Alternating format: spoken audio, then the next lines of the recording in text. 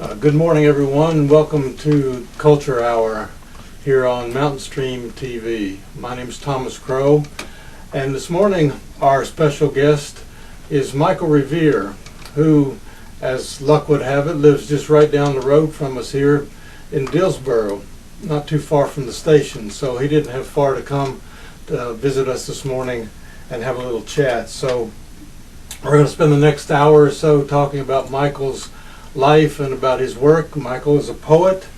He has been writing poetry for most all of his life. Just in the back, the little short bio in the back of one of his books, it says Michael Revere was born in East Point, Georgia, now lives in Dillsboro, North Carolina, and received his Bachelor of Arts degree in history at the University of Montana, Missoula in 2007. His literary letters are archived in Wilson Library at the University of North Carolina, Chapel Hill. So, welcome, Michael. It's good to see you again.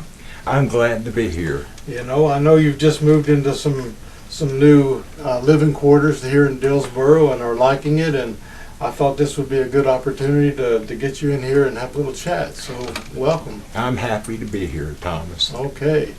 Well, let's start at the beginning. We were just chatting before the show started this morning about some of your early days and how you got interested in writing poetry, and you were telling me a story about your stepfather. Would you mind telling that story again?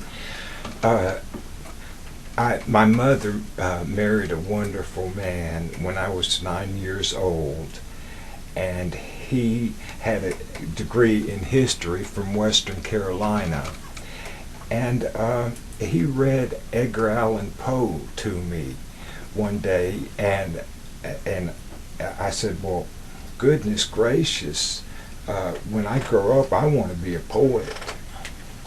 And he kind of smiled, but that was the first touch with poetry for me.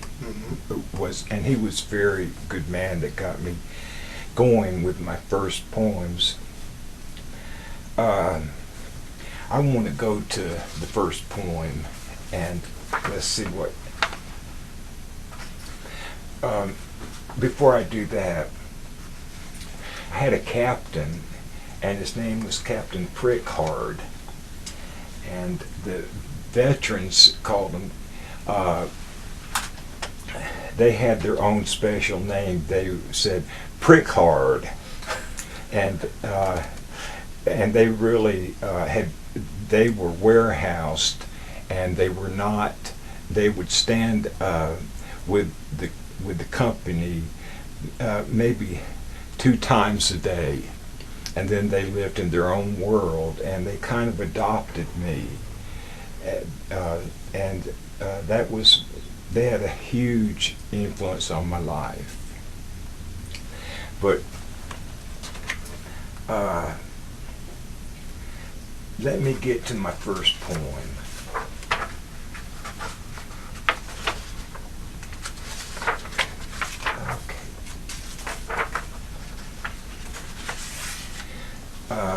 The first poem that I wrote was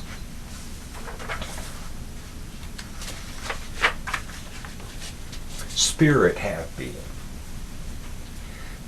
Thank the beggar dressed in daisies, offer roses to a thorn, carry castles for the queenless, bless the bishop for his scorn.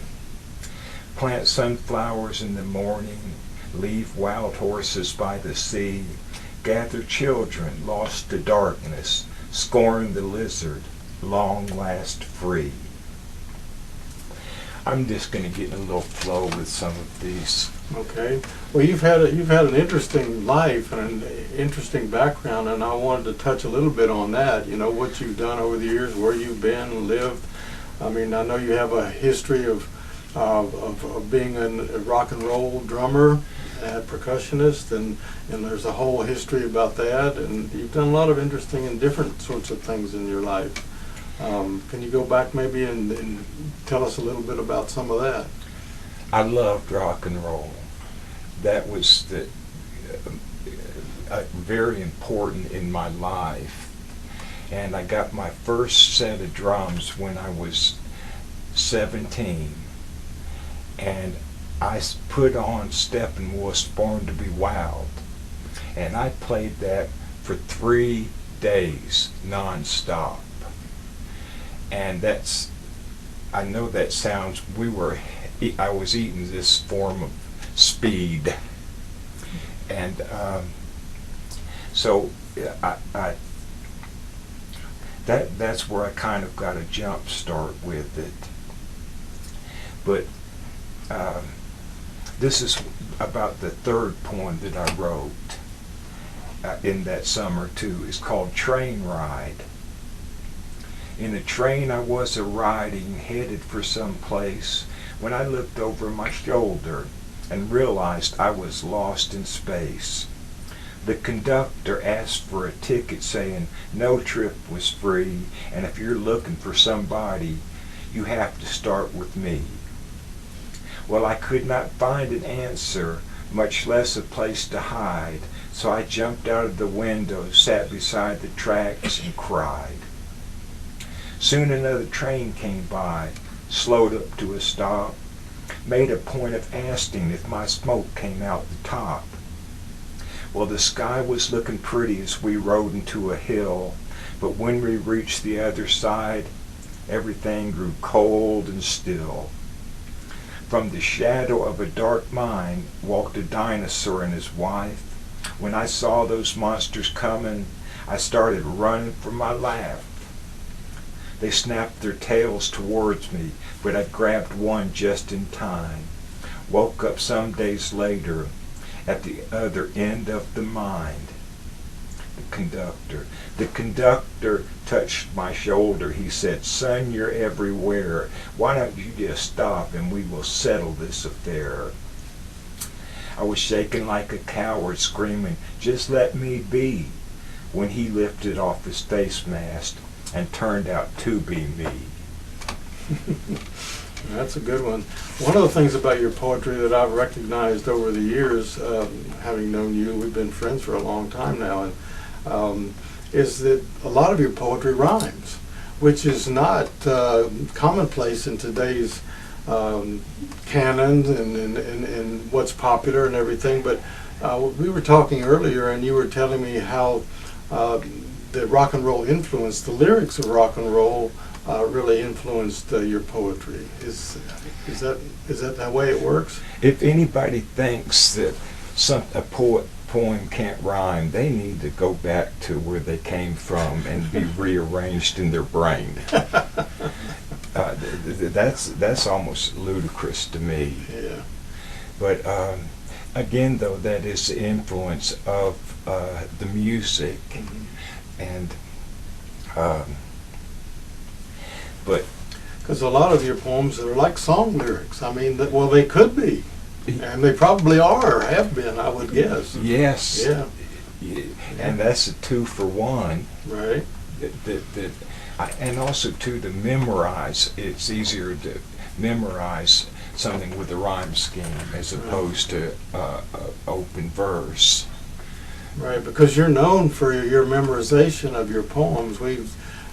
I remember reading in Asheville 7 years ago that you gave at the Black Mountain Museum, and you didn't read from a book. You were reciting from memory the poems that you presented that night. So I remember that night well too, Thomas. That was you put together a good gathering of poets and people, and we just had a grand time. Yeah, we did. Yeah. Yeah, and you ended up being the star of the show. Well, I was shaky. You know, but yeah.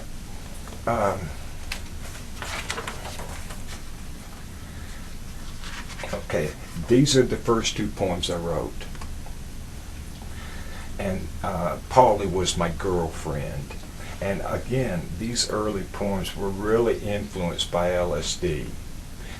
What happened was I was in Fort Sam Houston in San Antonio, and I was in a non-commissioned officer's relax, have some beer place. And there were a couple of guys sitting in a room and they were laughing and everything. And I stuck my head inside the room and said, "What y'all doing?" And they said, "Oh, we're doing LSD." And I said, well, what's LSD? And they said, "Oh, you'll like it. It's like getting real drunk." So I ate the LSD, and then they kind of ushered me out of the room, and I went to a bar, and that's at the bars when the LSD kicked in. And that I ended up walking the railroad tracks all night long. My brain was exploding, and then in the morning when I was still walking, I saw Interstate 10 and eastbound, and I said, well, I'm going to go out there and hitchhike home. And that's exactly what I did. And as the LSD wore off, I was a nervous wreck, but I made it home in 17 hours. And I went straight to my girlfriend, my first love of my life. And this is the poem I wrote for her. Mm-hmm. Polly and the Snail Man. The whole of reality is but a figment of our imagination, if that is what we sought. Peanuts for the monkey, bees are for the honey. You know this can't be bought. Polly, we're all dreamers, chasing high-flown streamers, so long, long ago lost. Poor man, rich man, sitting on his snail, with millions of nothing in his pockets to sell. Watch his ecstasy eyes, deceiving for the lies, more than likely he will tell. Ask for a bit of it, so that you might see the fit. Watch him spur his snail. Pockets of nothing, the snail man has sold. My love, where is our gold? And this was the second one. It's called The Great Society. I hate Frieding Society and all of its games. From Mom, Dad to Richard and Milhouse Nixon, their jive is all the same. Don't smoke pot or get drunk, it's harmful to your brain. Just get your ass to Vietnam and your death won't be a shame. Should we stop the bombing? What about the pill? I'd like to ask old Tricky Dick how he gets his thrills. What about the poor and hungry, alive but really dead, getting screwed from 8 to 5 for a little bit of bread? God bless the Great Society. Too bad it is a joke. Think I'll find a freaked out brother and share a little smoke. Private E1, Michael D. Rigsby, Fort Hood, Texas, May 1969. My name was legally changed to Michael Revere in Helena, Montana in the spring of 1980. Well, there's a little bit more to that story. I know from knowing you for as long as I have that you were a victim really of the early LSD experiments in the military. Yes. And that LSD that you were given, you really didn't know what it was, and they didn't really explain anything to you, and you had a very bad experience because of that. And it wasn't until many years later. I remember when this came into the news many years later that it was exposed that the military was, giving underclassmen, I mean privates and people like that LSD, and then observing what they did and not without their knowledge. Exactly, and I think it went with some of us through our life. They kept up with us. I believe that they did, and I wouldn't go back to it, but it was the trigger that kind of made me. Well, first of all, it made me. I had to start writing poems. That was the first thing that I wanted to do, and there were a lot of great rock lyrics that were better than poetry to me, and that had and then also playing drums.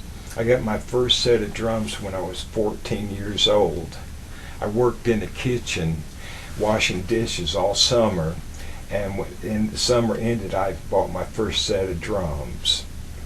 And that's what set me on the road of rock, poetry, all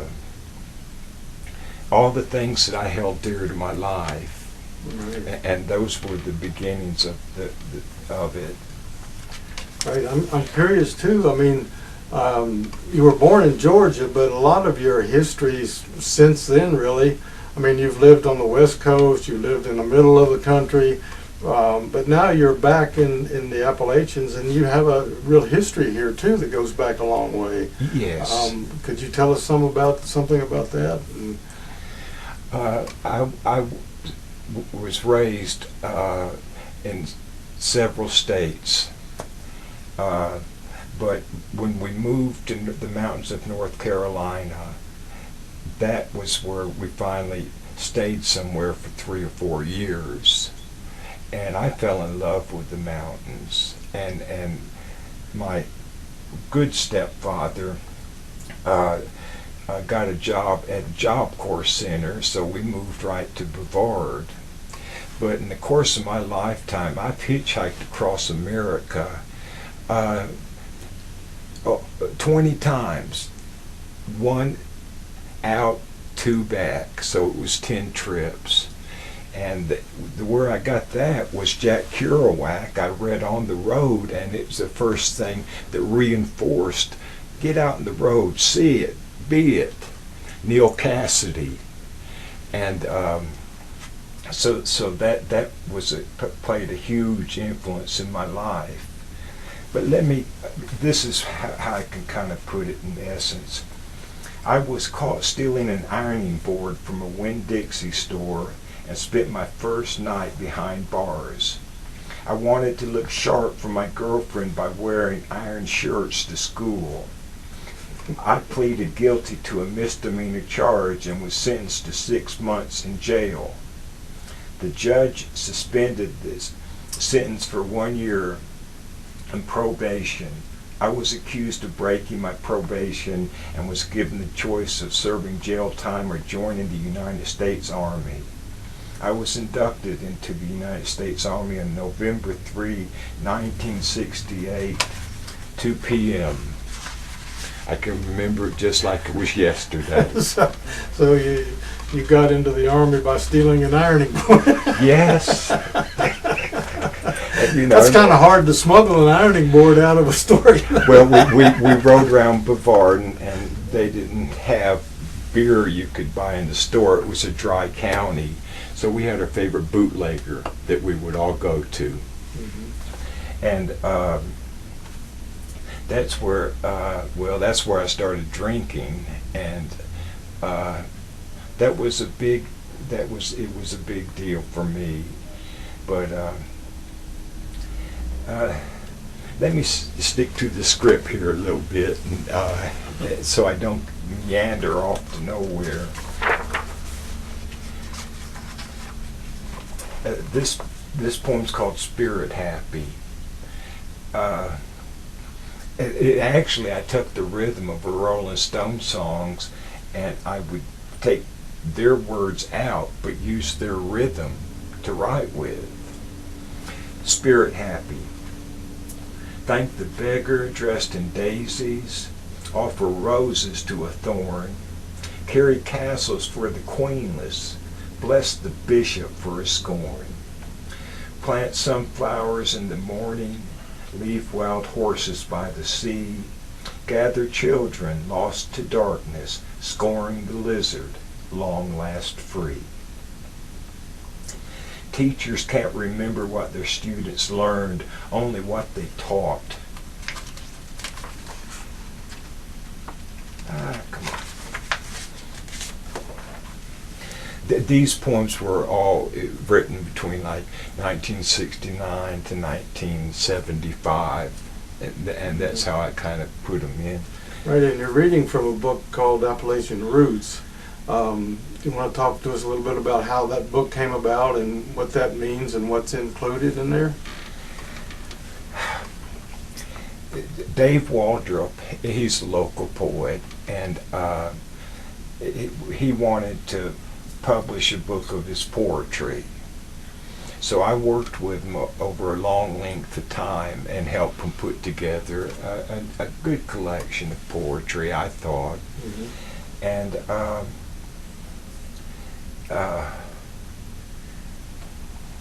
I got lost, Thomas. Well, I mean, it's basically set in the Appalachians, and a lot of the focus is this region. Yes. The poems don't all come from or about this region, as we've just heard, but a lot of it does. A lot of the stories and, like you say, his work, his writing and stuff does focus a lot on the Appalachians. So it's about the roots. His roots are here, and your roots, to a large degree, are from here. And you've come back. I mean, this is home for you in some way or another. It is, and also Dave. He's a good man, and I just wanted to jump in with him. Come on, Dave. You know. So that's where Appalachian Roots basically came to be. Mm-hmm. And for me, it was a time to, and also I made a lot of money. I made several $1,000s on that book, right, in the construction of it. But this is a poem too that I'm very fond of. Death is around the corner. Death is around the corner, parked next to the drugstore, playing poker with the rescue squad. Last night Miss Widow's house burnt down. So did Miss Widow. Miss Widow belongs to the South Street Baptist Church. So does the captain of the rescue squad, Mr. Widow. Clint Eastwood was starring the 11:30 movie. Miss Widow was riding the stagecoach west when it was held up by 3 masked ghosts, demanding the souls of the passengers. Mrs. W. went for her New Testament and was shot through the heart as the 1910 oil burner exploded in the basement. Sky strolling as a bear. I used to be a laborer at Resort Cloud, way up in the Smoky Mountains, and believe it or not, dressed as a bear. Resort Clouders would take my picture eating out of a shiny metal garbage can. Their children loved it. Maybe could you hold that up for us and we could see the cover of that? Yes. Because we want people to see these books, and they're available. You can buy these books. I think City Lights here in Silva has copies, and there are other ways you can get a hold of the Appalachian Roots. And while we're talking about books, I mean, this isn't the only book that you have. You've brought some other books with you. Maybe you could tell us a little bit about some of the early ones and some of the more recent ones. I wish I had brought my books. I've had about 12 books published in the course of my lifetime. And then what really gave me a boost, though, was in the mid-'70s, and we had really a resurrection of poetry in Chapel Hill. And it was 1974 or something like that. And we all banded together, and there was poet Eamon Miner, Virginia Love Long. There were some fine poets, and I was the youngest one of the crew. Mm-hmm. But that's when I really took off, though, as a poet and as a writer. And also, too, I washed a lot of dishes in my life, and I worked in a lot of kitchens. You too, huh? Yeah. I think that's part of the poet's dues paying Well, it meant a couple meals a day. That's right. And it kept me well grounded too. It made me connection, and that gets back to hitchhiking across America like I did. But again, once I reiterate, when I read On the Road. I put the book down and I told my first wife, I'm going to California in the morning. And that's exactly what I did. I got on Interstate 40 and actually ended up in Washington State. I loved hitchhiking then. A lot of hippies were on the road, and hippies picked up hippies. And it was really, a wonderful time in American history as far as I'm concerned. I wouldn't hitchhike to Dillsboro now and stay up. But at that time, though, the feeling of Woodstock and we got it going and we're what's happening, and that I love that energy. But I had my first book published in Chapel Hill. It was called Spirit Happy. And then my second book is called Milky Way Poems. And those, I wish I had copies of them, but I don't. But Chapel Hill was like, I love Chapel Hill. And well, there was a real scene going on there, like you implied. I mean, I know several of the people you mentioned, and there were other people too at that time. Yes, very much. Mm-hmm. And finally, they rounded us all up. They chose 7 of us, and University of North Carolina at Chapel Hill decided to buy this group our letters. And I had to put together a bunch of stuff and scribblings. I didn't have a whole lot. But now over the years, they have 5 linear feet of my work in Chapel Hill. And it's always helped me because when the librarian at Chapel Hill said, now show us that you have been to these places you talk about, Michael, and verify them.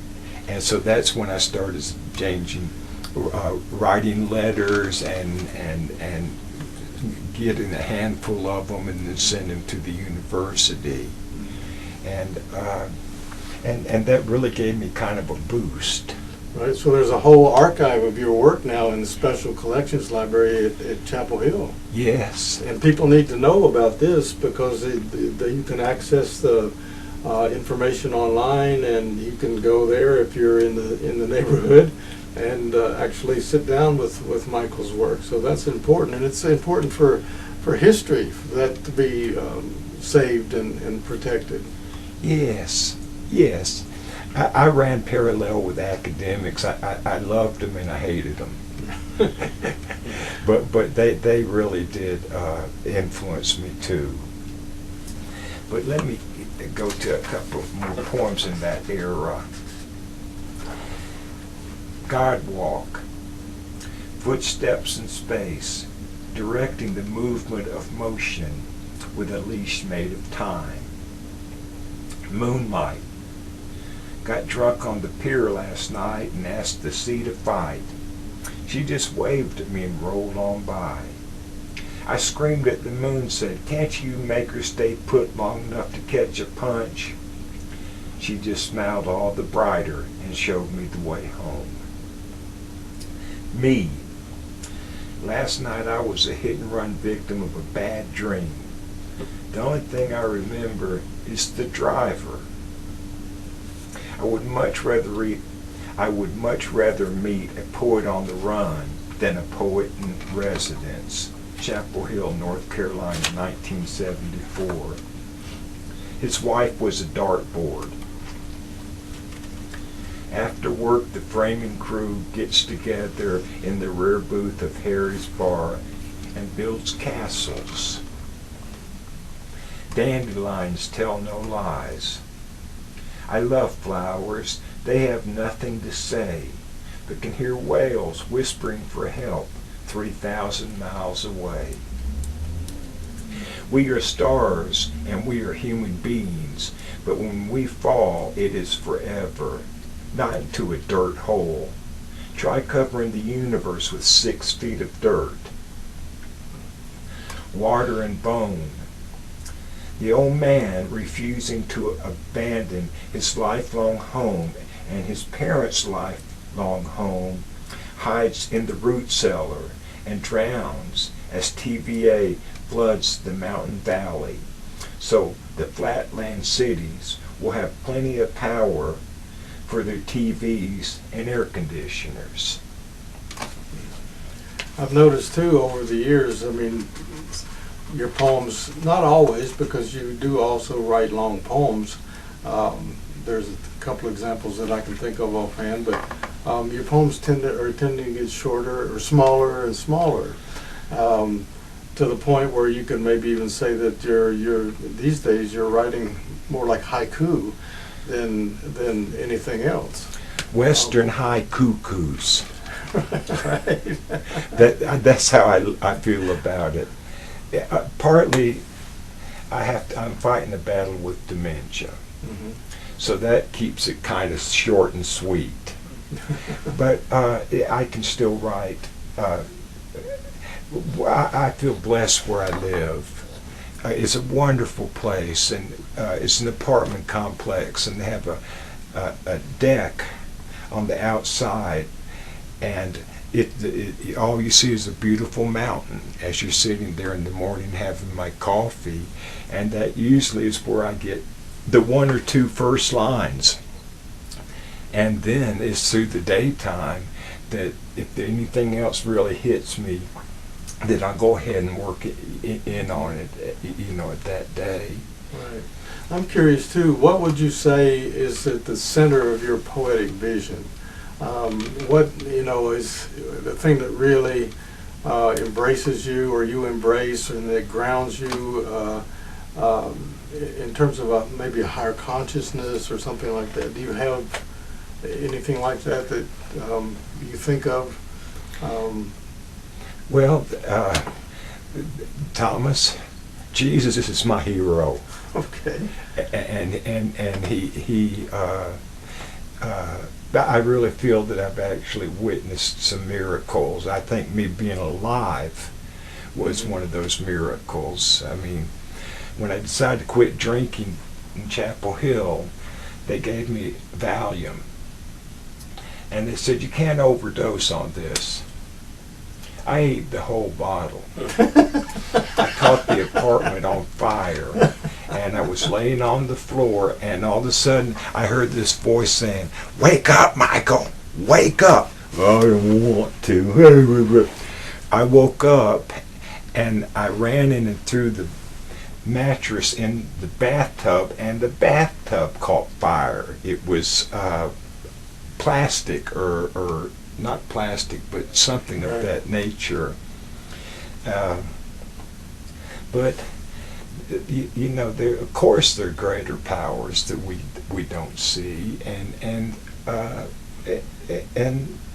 I think we all have a personal relationship with what we can't see, and I love Buddhist, I love Hindu, I love everybody. I don't care what their religion is, but I keep to mind to be a better person, and it sustained me for a lifetime, because that voice that woke me up, that wasn't me. And in the course of my lifetime, good Lord, I was in so many car wrecks, and I never got hurt. A lot of guardian angels. Truly, I think that there are. I do, and again, I don't go around on the pulpit saying this and that, but there are other ways just to be loving. And right now, this day, I'm living in one of the most beautiful places I've ever lived in my life, and it's Jackson Village, and it's not far from here. And boy, it is conducive for my poetry. When I moved in, I gave everybody there a copy of one of my books. There are 24 people there, and I gave every one of them a book that I thought that they would enjoy. So they welcome me, and they see me out there with my pen and pencil and everything.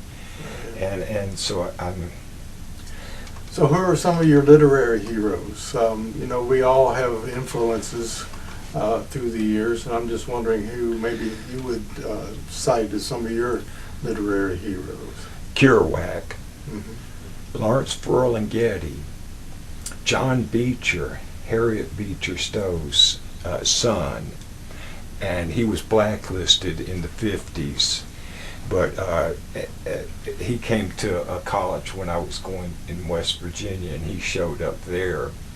And the first thing he looked at me and said, "Michael, let's go outside." I said, "Yes, sir, Mr. Beecher."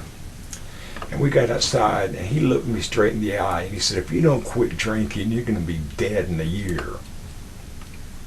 And I went, "Oh, my goodness."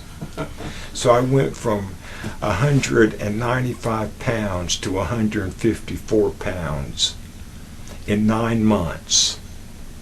And I limited myself to 1,200 calories a day and push-ups and sit-ups. And so I lost all of that weight. But it wasn't a couple years later. I'm a recovering alcoholic, and I haven't had a drink in 40 years. But there was on and off the wagon till I got to that point. And everything. And then, of course, becoming a father made me wake up real big time. That was one of the changes of my life. Right. And I feel so blessed that I have 3 grandchildren. Hooray! Hooray! But I think you've got one of them playing the drums, if I remember right. Yes, and also my daughter is 36, and she decided she wanted to play the drums now. Oh, really? And my grandson, her son, he's right with it. And so she wants to learn to play the drums so that he can. What that is too, it's like using everything. This is right, left, doing something in the hands, right, left, doing something with the feet. So there's a lot of advantages for it. And I've played with a lot of the great bands in this country, the Turtles, and the leader of the Turtles ended up in Helena, Montana. And I was in a bookstore. I was in a book musical store, and I heard a mountain accent. So I went around the corner and said, "Hey, man, where are you from?" He said, "Asheville." I said, "I was from Brevard." And then what we decided to do was to entertain the folks of Helena, Montana one evening at their favorite bar. And that's exactly what we did. And when we got to Happy Together, they were dancing on the bar top. You know, and Montanans, yeah. And they love rock and roll, and they love particularly Southern rock and roll. It shows that they have a lot of sense. And but let me wander here a little bit, Thomas. Water and Bone. The old man refusing to abandon his lifelong home and his parents' lifelong home hides in the root cellar and drowns as TVA floods the mountain valley so that flatland cities will have plenty of power for the TVs and air conditioners.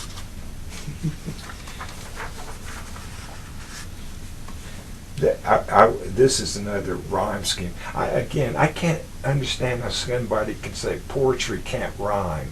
That's insanity. And that's somebody that needs to reevaluate it. But I think it's growing like cancer in the academic world. Well, it reminds me of what happened recently when Bob Dylan was given the Nobel Prize, and all the academics were saying, well, he's not a poet, he's just a songwriter, you know, because all his songs rhyme, of course, you know.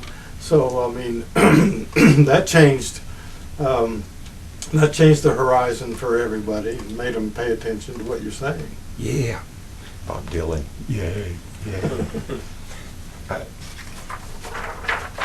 Death is when nobody remembers that you used to be alive. This is called Ghost Family. I was sitting by the fireplace when the latch dropped from the door. There stood this man I'd never seen. He fell dead upon the floor. A tattoo was on his forehead. One eye was made of glass. He was about as tall as me, but only in youth past. His clothes were gestured garment, and judging by the smell, he'd spent his better days wandering through hell. An eagle spread its wings apart and flew up from his chest, lighted on my shoulder and whispered, "Well, you just gotta see the rest." I walked over kind of reverently, got down on my knees, stuck my head inside of him to see what I could see. I was greeted by a woman. She was strumming on his heart and asked me if I'd help her tear the thing apart. I said, "No thank you, ma'am. It's getting time for bed," when she slumped over my father's heart with a glass eye through her head. I was sitting by the fireplace when the latch dropped from the door. There stood a man I'd never seen before. He fell dead upon the floor. I buried Mom and poor Dad side by side, but I have never really said goodbye, because late at night, when the north wind blows, I can still hear them bitch and moan and cry.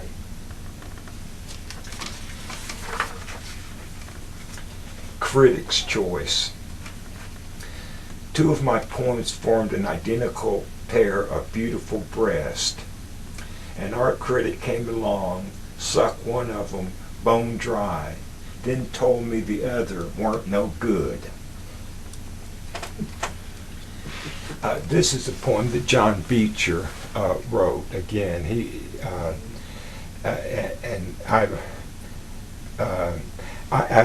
hitchhiked up. John Beecher ended up living somewhere in western North Carolina, and he invited, up near Boone, and he invited me to come up and visit him. So I showed up with one of my books called Shotgun Vision, and I had given it to him earlier.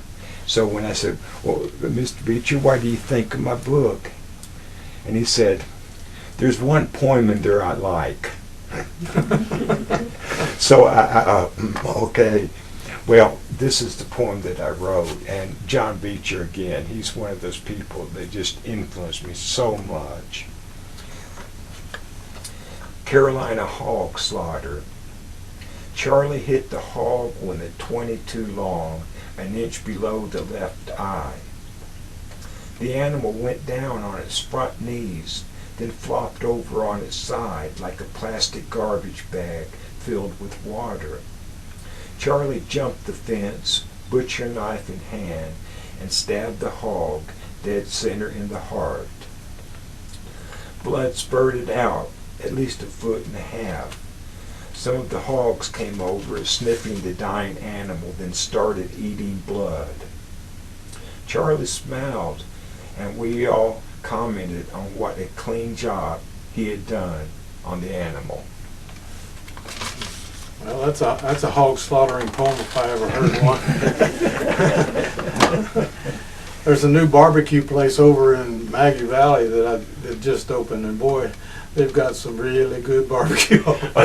So that's the first thing that came to mind as you were reading that. I had some the other day, so I can still taste that good barbecue and the barbecue sauce and stuff. So it's called Willie's for all you folks out there in radio and TV land. Check it out. Well, let's talk about some of the things you've done more recently. You've got 2 new books that have come out in the last several years. One of them was called Popcorn Poems, and the other one is Raking Leaves in a Hurricane. And the Popcorn Poems came out first in a single edition, and I remember when it came out, you sent copies to the folks with the TV show.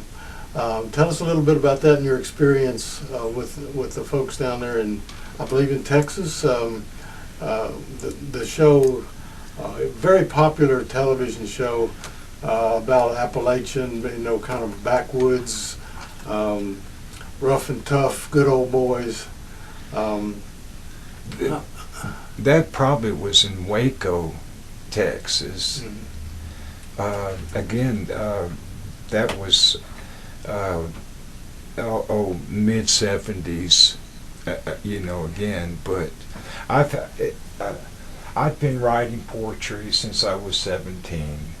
I will be writing it till I leave this planet, and it's always been my tool for survival, mental health, sharing it with friends, and I love poets and I love poetry, Right. and it's been my identity my whole life, and and I was very fortunate that Chapel Hill Historical Society adopted me, and and that things like that give you a push Right.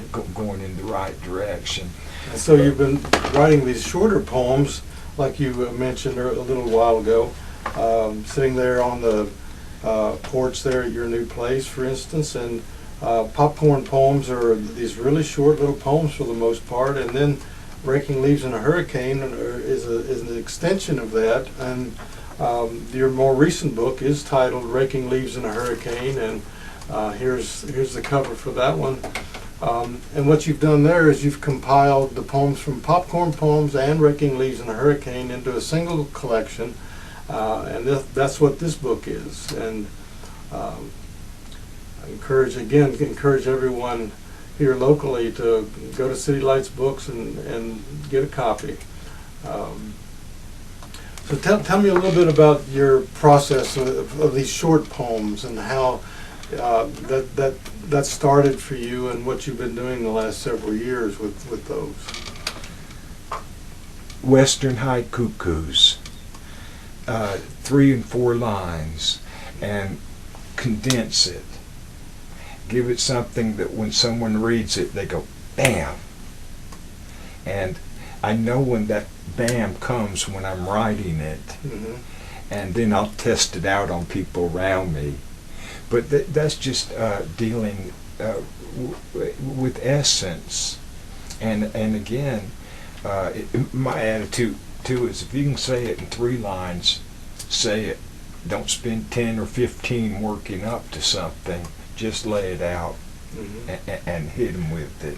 Can you read us a few of the ones from the book there? Sure. And give people an idea of what we're talking about. Yes, this is Raking Leaves, and I'll just take off here. Angels love root beer and chocolate ice cream. Hand in hand, wonders never cease, nor do blunders. Bollywood, Hollywood, stardom at best is a slippery slope. Meth head. If you dance, prance, or take a chance with the devil, you will burn with the devil. Hothead.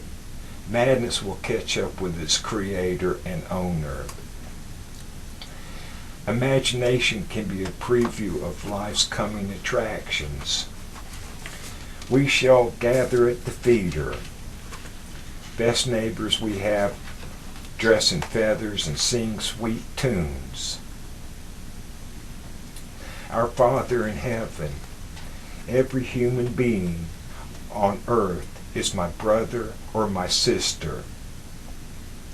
Life doesn't have a pause button. Fires of hell are fueled by nuclear energy. Now, be of good cheer. Jesus is here. 38 special. Best to keep anger resting on an empty chamber. Do not let fool make a fool of you. Divine guidance of terra firma. God can put Earth in auto drive for 1,000,000 years, then in a split second take total charge of the blue planet from its fiery core to the edge of space. A bomb a nation. Be you Christian, Jew, Muslim, Hindu, or Buddhist, no war is holy. Perfect vision. God can see through our eyes from the inside looking out and from the outside looking in at the same time. My oh my, worst enemy I have can dwell between my ears. Stop the frackers. Would rather be a Georgia cracker than an earthquaking fracker. 11th commandment, thou shalt not frack in holy smoky moans. Does aging self-centered Woodstock horde want to generate a trillion billion gallons of high toxic waste that fracking will create? Water that can never be rendered clean. Water that will poison all aspects of our environment, leaving future generations a wasteland to call home. From human beings to elk, bear, fox, and coyote, to bee, eagle, and earthworm and native trout. This potential impending disaster is what the love of money is about. Dead, motionless black water in Tuckasegee River, Fontana Lake, a stagnant, smelly cesspool covered with quilt of deformed radioactive insects. French Broad River up and disappears. Forest rangers dressed in self-contained space suits. Smokey, the bear in intensive care unit. Mother Nature being ravaged by new wave of cancer while prophet lords scream and sing. Sell the future now is correct financial answer. All folk that live southern Appalachian mountains must unite in nonviolent protest and civil disobedience to protect, treasure, and preserve our small patch of paradise on planet Earth. Pray that Eastern Band of Cherokee Nation will outlaw fragging on their reservation. We must all stand tall together, else our children and grandchildren will inherit hell on earth. Then comes the earthquakes. Well, that poem, the last poem you just read, I mean, that really ties directly into the work that the Canary Coalition is doing with the environment. So it also shows that a poet can be an environmental activist. I mean, and you've done a lot of that in your work, and some of the short poems you just read are evidence of that, and certainly the fracking poem is evidence of that. I'm happy to hear that, and I'm glad you read that for our audience so they get a sense of the mission of a poet is also to be an activist. Would you agree with that? 100%. And I always have felt that way. And and I will continue to do that too. And because I feel like it's a responsibility that I have. Whether people want to hear it or not, I just feel that we're at a crucial point in time. But let me see if let me read this one, Thomas. It's called Face of the Illusion King. Mm-hmm. All forms of voodoo are equally cursed, self-serving, self-preserving, and riddled with deceit. Vengeance has the temperament of ignorance dancing with a stick of lit dynamite. Self-worship and visions of grandeur are the allure of many a false prophet. Unhappy, malcontent people starved for a life filled with meaning and purpose litter the realm of the illusion king like a horde of insects deceived by the friendly blue light of a 1,000-watt bug zapper on a scorching August night. The insect remains now claim the same value as the human remains. In the world of illusions, no living entity is given a second chance. The king of illusion strikes like a hungry cobra, poisoning the human psyche with fake reality that's real as earth, air, fire, and water. The illusion king can also provide the perfect answer for every question ever asked. The portals of entry misguided souls pass through from the light of living day to the forever gray realm of the spiritually crippled include abuse of alcohol, drinking, meth, crack, heroin, ecstasy, opium, coke, billions of doctor-prescribed, corporate-generated pills to make Uncle Sam blessed. AMA kissed, shrink-infested pills, the big two, sex, money, money, sex, power, and ill-conceived religions. Call toll-free 1-800-ILLUSION, slung globally on screen and airwaves every second of Earth's present existence, and they will gladly sell you the true meaning of your life. Why are children killing children? Why are grown-ups killing grown-ups? Why is enough never enough? Why do we pretend the devil doesn't exist? All who enter the realm of the King of Illusion are subject to disappear without further notice. This warning will not be posted. Well, there you go. Yeah, this is a short poem. Short side of winter. Woman beautiful with baby, both growing larger with each heartbeat. The child waiting birth rolls in deep sleep. Mama smiles. Yeah. Well, hopefully Mother Earth will smile at some point. We're going through a phase now where things are getting pretty tricky, and I just saw Al Gore's new movie. It's called Truth to Power, and it's a follow-up of The Inconvenient Truth that he did several years ago, and it's an update on climate change and global warming, and it's particulars, it's footage, it's talking to scientists, and it's getting pretty scary out there. And and he says it, and so do the people he talks to in the film, that we don't have much time to turn this thing around to some extent if we're gonna survive down the road. So. I think a poet has a responsibility to the society too. Mm-hmm. And that doesn't put you in conflict, but you need to be out there on the line. Right. And also too, I want to write a poem that somebody has a 6th grade education and they'll love it. Somebody that's 60 years old will love the same poem. And so that's what I kind of try to do with a lot of my poetry. And I was at a barbecue a while back, and this youngster, she was 10 years old, and she had a copy of my book, and she just loved it, and she was sitting there reading it to her mother. So I like to be able to write poetry for everybody. Mm-hmm. And share life experiences, and stick my nose to the grind and keep doing it till I depart from this planet and go elsewhere.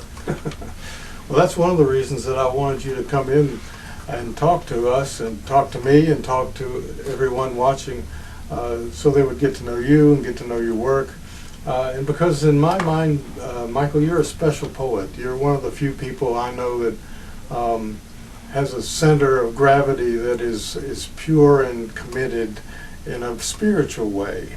And I really honor that, and I really appreciate that in you, and want to thank you publicly for your work and your life and your willingness to share everything that you've done and written with us. So one of the things that the Culture Hour is all about is it's really, as much as a weekly stream TV show, it's also an archive.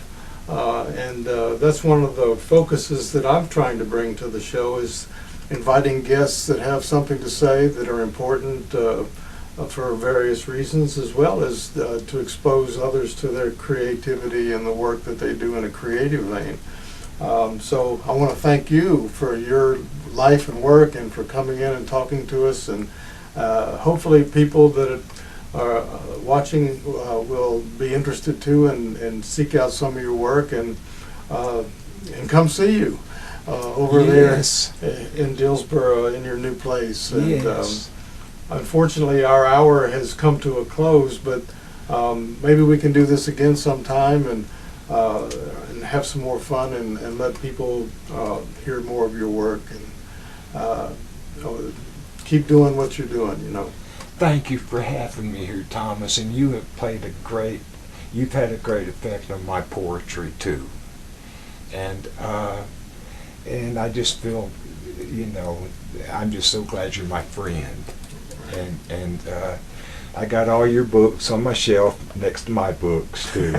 So but I thank y'all for having me here today, and I appreciate the opportunity to share my poetry with folks.